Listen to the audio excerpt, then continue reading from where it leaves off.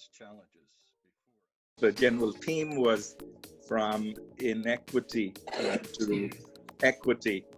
In 1959, when Dr. Martin Luther King Jr.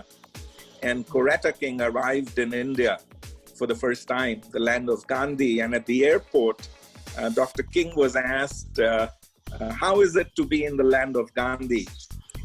And King said that to other countries, I go as a tourist. To India, I come as a pilgrim. You know, what is a pilgrimage?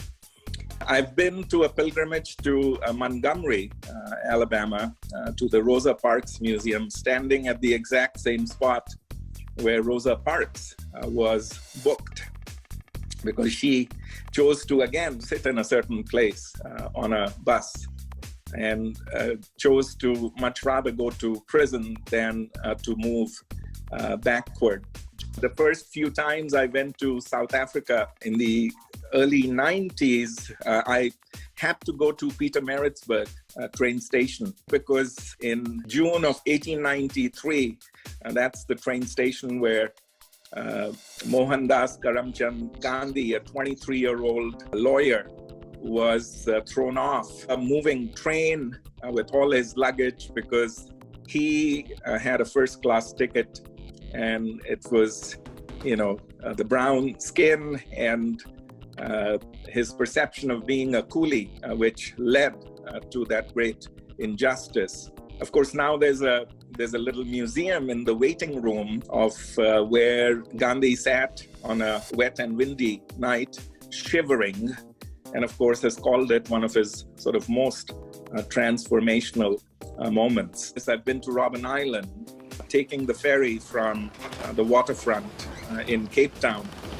And it just so happened to be that the first time I was on that ferry, I was sitting next to Ahmed Kathrada, one of the close associates of Madiba, Nelson Mandela, part of the Rivonia Nine. And I remember arriving by this ferry at Robben Island to then sit on a bus. And the tour guide began by saying, my name is so-and-so, and I was a prisoner at Robben Island. And I would like you to experience this place from the perspective of my eyes. And what a moment that was, when the bus stopped at the limestone quarry. And as we all got out at Robben Island, he said, this is the world's biggest university campus, because as the Mandelas and the Sisulus and the Kathradas and others dug for limestone and carried it from here and there, they were also in some ways enhancing and educating each other. So these are sites, these sites of pilgrimage were based on color, creed, and I would even use the word crass ideologies. The Gandhis and the Parks are publicly humiliated, subjugated, physically violated, chained, imprisoned, and yet these are also sites which helped build resolve, which helped build character. These are the sites which became the centers of cascading hope, of cascading connection, and building of cascading movements. Of course, these took time. These are sites which in some ways speak what Abe Lincoln said were to our better angels of fairness and equity and equality and our common humanity.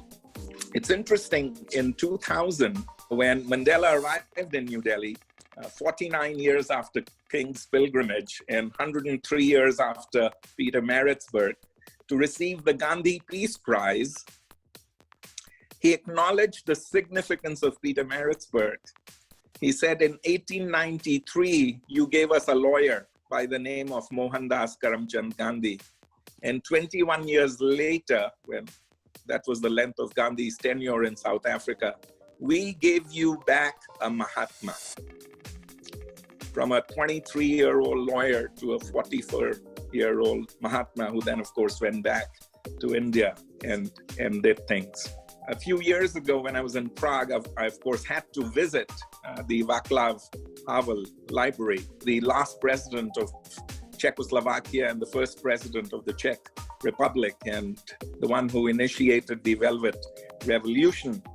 And when I walked away from the Václav Havel Library, again, a place of pilgrimage for me, I took with me, based on Havel's writing, was that it's humiliation and subjugation in some ways that builds humility. It is something that builds character. And ultimately, I think the question for all of us is not, why were we not Gandhi, or why were we not Mandela, or why were we not Havel? I think the question for us is, why were we not we? Why was I not Arvind? And I think that is the quest that brings us together.